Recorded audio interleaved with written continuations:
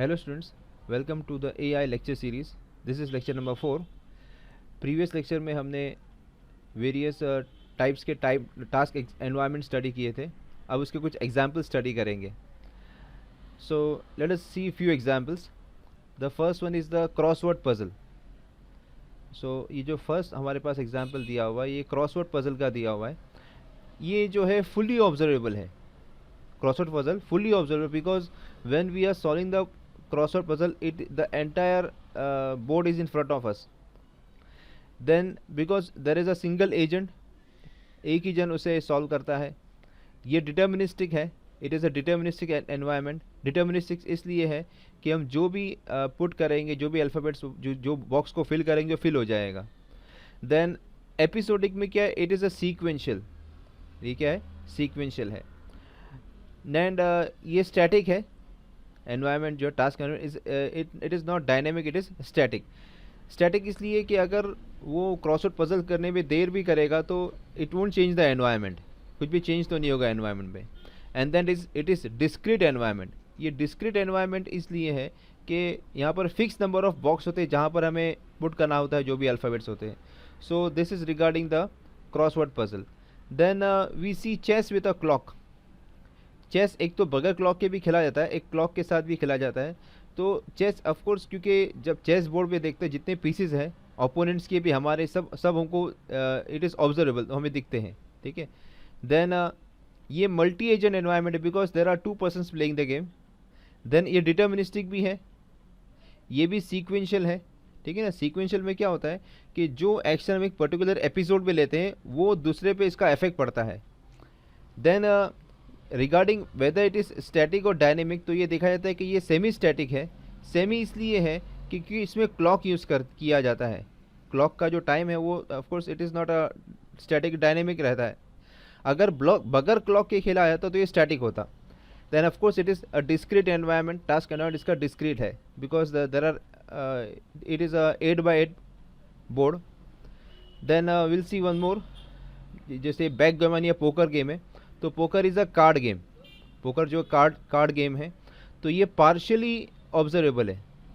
Partially observable इसलिए है कि I can see only my cards. अगर हम कार्ड्स की कोई भी गेम कार्ड की रहती है तो मैं अपने कार्ड्स देख सकता हूँ और जो कार्ड डेक में मुझे पता नहीं है और मेरे जो ओपोनेंट्स जो खेल रहे हैं उनके पास कार्ड क्या है मुझे पता नहीं है. देन ये मल्टी एजेंट एनवायरनमेंट है क्योंकि एक से ज़्यादा लोग इसे खेलते हैं. देन ये डिटर्मिनिस्टिक नहीं है, ये स्टोकेस्टिक है. स्टोकेस्टिक इसलिए है कि हम जब कोई भी कार्ड उठाते हैं तो हमें पता नहीं होता कौन सा कार्ड हमको मिलेगा. ठीक है ना. तो इसलिए स्टोकेस्टिक है. तो जिसमें अनसर्टेनिटी आ जाती है वो स्टोकेस्टिक एनवायरनमेंट हो जाता है. एंड ऑफ कोर्स ये जो है एपिसोडिक है. ये एपिसोडिक में क्या, ये सीक्वेंशियल है. ठीक है. एंड देन ये स्टैटिक एनवायरनमेंट है और ये जो है डिस्क्रीट में भी आता है. It is not a continuous, discrete.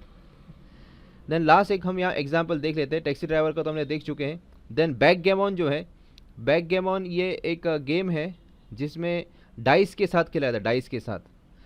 तो ये ऑब्जर्व तो फुल्ली ऑब्जर्वेबल है ना. हम जो बोर्ड में जो हम देखते हैं, ठीक है ना, क्योंकि डाइस के साथ खेला जाता है. एक तरह का ऐसे गेम होता है. ठीक है. तो इसमें ऐसा मूव किया जाता है. खैर इसमें 2 डाइस एक साथ थ्रो किया जाता है मगर एनवायरनमेंट फुल्ली ऑब्जर्वेबल है.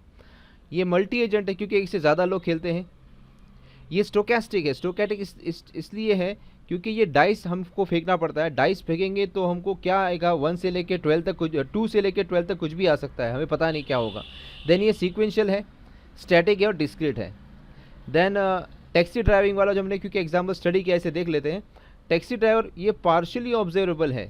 पार्शियली इसलिए हम बोलेंगे कि जब टैक्सी ड्राइवर जब ड्राइव कर रहा है तो उसके सामने का ट्रैफिक, उसके आसपास का ट्रैफिक उसे नज़र आ रहा है मगर उसके आगे जो है जहाँ पे उसे डेस्टिनेशन में जाना है उसका ट्रैफिक उसका क्या है उसको पता नहीं है. तो जितना उसके सामने सब पता है मगर दूसरा जो है इसके अलावा उसको पता नहीं रहेगा. एंड ऑफ कोर्स ये मल्टी एजेंट है. ये मल्टी एजेंट है. देन स्टोकेस्टिक है. स्टोकेस्टिक इसलिए है कि ऐसा हो सकता है कि the driver may take 1 hour to reach a destination today and it may take 2 hours or 3 hours to reach the destination a day after tomorrow. क्योंकि वो जो एनवायरनमेंट है स्टोकेस्टिक है. ट्रैफिक कभी भी बढ़ सकता है. कभी किसी का रास्ते में कुछ एक्सीडेंट हो गया तो वहाँ पर ट्रैफिक जैम हो गया तो कल 1 घंटा लगा था, इसको 2 घंटा लग गया. तो ये डिटर्मिनिस्टिक नहीं हो सकता। And even all the real time जो होता है, रियल टाइम जितने भी सिचुएशंस होते हैं, they are stochastic in nature. Then ये ऑफकोर्स ये सीक्वेंशियल है, और ये हमने पहले देख चुके हैं, इट इज़ अ डायनेमिक ये डायनेमिक है और कंटिन्यूस भी है, ठीक है, it is a continuous environment. तो this are the some of the task environments. We can also explore other environments, okay, you can see the other, check, हम other दूसरा भी चेक कर सकते हैं। Next is the structure of agents. अब तक हमने सब टॉपिक स्टडी किया एजेंट्स के बारे में, टास्क एनवायरनमेंट्स के बारे में। Now we concentrate on the structure of the agents. So agent is nothing but architecture and program, and the job of AI is to design an agent program that implements the agent function, the mapping from percepts to action. तो हमें क्या है कि AI के अंदर we design the agent, हमें agent program बनाना है जो कि जो percepts आते हैं उसको perceive करने के बाद एक proper action ले उसके मुताबिक। So हमारे पास दो तरीके हैं एजेंट प्रोग्राम को इम्प्लीमेंट करने के। सबसे पहला तो हम टेबल यूज़ करेंगे, दूसरा है कि एल्गोरिथम यूज़ करेंगे। नाउ विल सी कि टेबल वाला अप्रोच जो है ना, ये सही अप्रोच नहीं है। अगर छोटा मोटा प्रोग्राम भी है, जैसे फॉर एग्जांपल हमारे पास एक जो हमने पहले स्टडी किया ये वाला वैक्यूम क्लीनर वाला, तो इसके अंदर हम टेबल अप्रोच के थ्रू जाएंगे तो हमारे पास टेबल रहेगा, ठीक है। उसमें कैसा रहेगा, इफ़ दिस, एक condition, if then this, else this. तो ऐसे बहुत सारे इफ़ देन एल्स कंडीशन हमें लिखनी पड़ेगी टेबल्स के अंदर। तो टेबल्स ये तो वो छोटा स्ट्रक्चर है, अगर हम कोई इसको रियल वर्ल्ड प्रॉब्लम में जाएंगे तो the table entries will be enormous. So it is like impossible to make such large tables, और फिर उसे एजेंट को फिर देखना पड़ेगा कौन सा कंडीशन मैच कर रहा है तो कौन सी टेबल की एंट्री को रिटर्न करना। तो हमारे पास कैसे एक टेबल बना रहेगा, एक टेबल रहेगा, यहाँ पे एक कंडीशन रहेगा, यहाँ पर उसका एक्शन रहेगा, तो ये एक्शन कंडीशन मैच करना पड़ेगा इसके अंदर, तब जाके वो कर पाएगा। जैसे फॉर एग्जांपल अगर हमें एक पर्टिकुलर नंबर का स्क्वायर रूट फाइंड करना है, ओके, एक अप्रोच इसका ये है कि हम एक साथ मिलियन नंबर्स का जो है एक टेबल बना दें, एक टेबल ऐसा बना दें हम लोग, एक टेबल, इसमें यहाँ पर लेफ्ट साइड पे बहुत सारे मिलियन नंबर ऑफ एंट्रीज रहेगी और उसका स्क्वायर रूट यहाँ पे रहेगा। तो जब भी हम उसको कुछ इनपुट देंगे वो देखेगा क्या नंबर है और उसका ये एंट्री रिटर्न करेगा।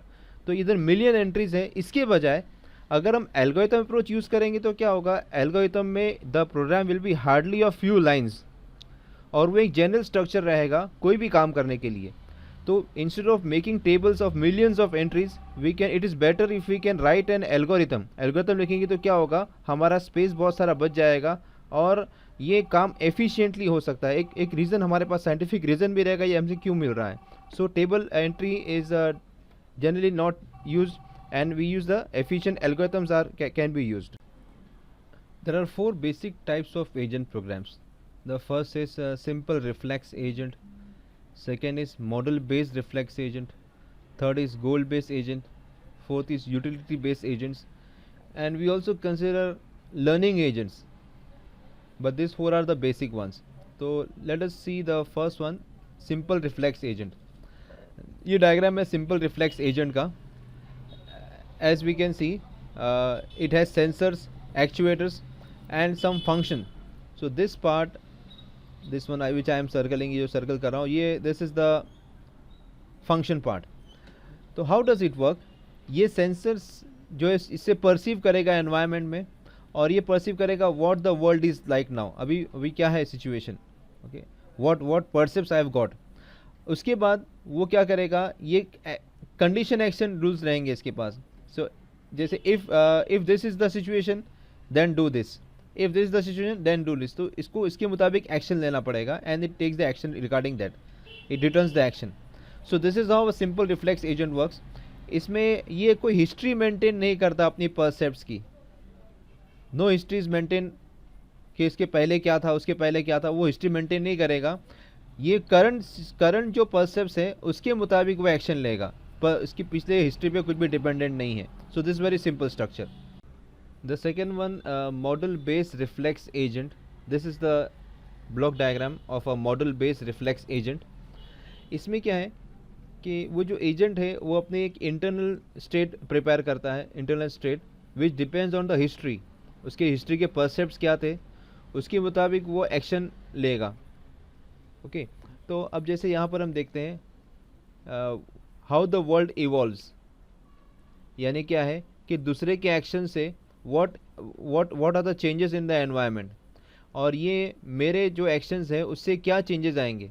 ये सब करने के बाद वो देखेगा कि अभी क्या होगा। जैसे सपोज ये सोचेगा कि अगर मैं स्टीयरिंग को राइट घुमाऊंगा तो मैं राइट में चला जाऊंगा, पीछे से गाड़ी आ रही है वो राइट लेन में क्रॉस कर रही है तो 5 सेकंड बाद वो मेरे लाइन में आ जाएगी या सेकंड लेन में चले जाएगी। तो ये परसेप्स जो हिस्ट्री के परसेप्स है उसे उसको फ्यूचर के बारे में जो अनसर्टनिटी उसकी थोड़ा बहुत पिक्चर क्लियर हो जाएगा।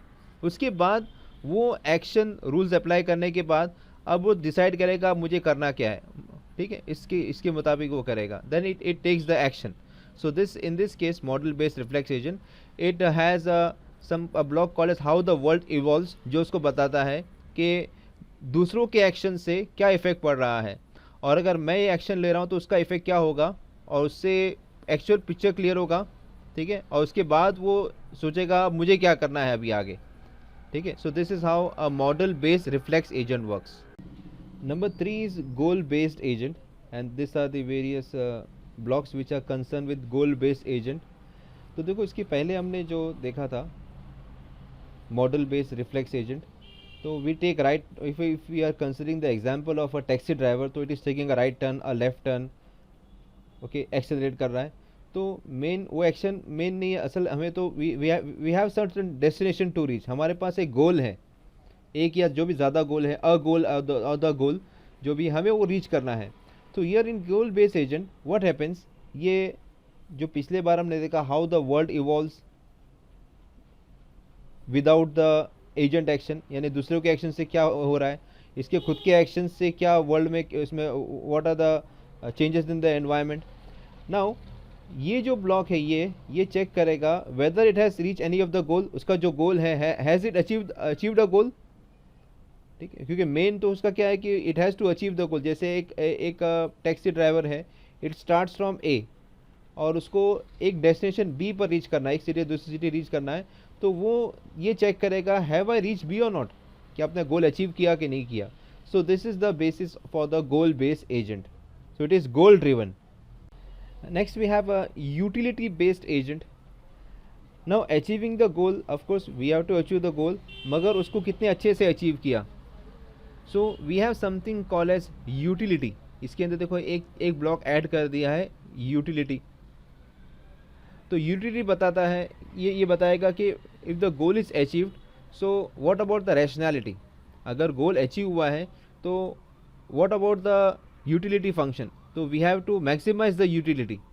जैसे व्हाट डज दैट मीन, अब जैसे सपोज हमारे पास एक डेस्टिनेशन है, suppose we have a destination A and this is suppose a straight line distance, hardly, let us take it, this is a 10 kilometer straight line distance between two cities. So the best possible path from A to C is this one, ये सबसे best possible path है। Now suppose our agent, it goes here, goes there, goes here, goes there, goes and covers a distance of about 100 kilometers which could have been covered in 10 kilometer। तो ये 100 kilometre गोल तो achieve हो गया, मगर ये जो है ये सही तरह से नहीं किया, it was not achieve rationally, ठीक है ना। तो ये क्या यूटिलिटी क्या देखेगा, how happy I will be in a particular state and what action should I take. तो ये यूटिलिटी बेस्ड फंक्शन में क्या है कि will this actions make me happy, is it a rational part, is it the best way. So in this case we have this is how a utility based agent works. Next we have the learning agents. There are 4 important components of the learning agent: the performance element, learning element, critic and problem generator।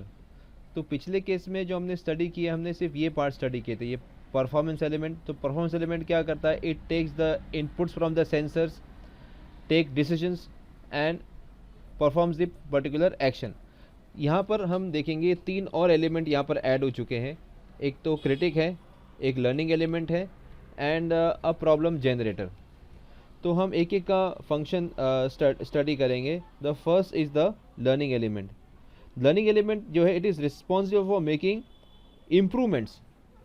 Learning element क्या है कि future improvement कैसे हमारा improve कैसे हो, ठीक है ना, उसके लिए इसे यूज़ किया जाता है। And the design of the learning element almost depends on the design of the performance element. तो यहाँ पर हमें लर्निंग एलिमेंट में ये मैकेनिज्म, लर्निंग मैकेनिज्म डिज़ाइन करना पड़ेगा। What is a very important part कि वो नई चीज़ कैसे लर्न करेगा। Then we have a critic. तो क्रिटिक जो है, what does the critic do, as the name is suggesting, critic क्या करेगा, वो देखेगा कि ये हमारा परफॉर्मेंस स्टैंडर्ड ये है, तो वो बताएगा लर्निंग एलिमेंट को कि हम सही जा रहे हैं या गलत जा रहे हैं, या अभी क्या चीज़ को सुधारने की ज़रूरत है। तो हमारा परफॉर्मेंस स्टैंडर्ड ये है, मगर हमारा स्टैंडर्ड गिरते जा रहा है, अभी कम हो रहा है या ज़्यादा हो रहा है, क्या हो रहा है। तो क्रिटिक जो है वो फीडबैक देता रहेगा लर्निंग एलिमेंट को। Then we have a problem generator. Problem generator जो है, इट एक्सप्लोर्स न्यू फ्रंटियर्स। वो नए नए ऑप्शंस को जो है एक्सप्लोर करते जाएगा। अभी एक नई चीज़ करेंगे, एक और नया कोई फ्रंटियर को एक्सप्लोर करेंगे। So this is how the four elements they work together to make up the learning agent. Okay students, that's all for today's lecture. Thanks for watching.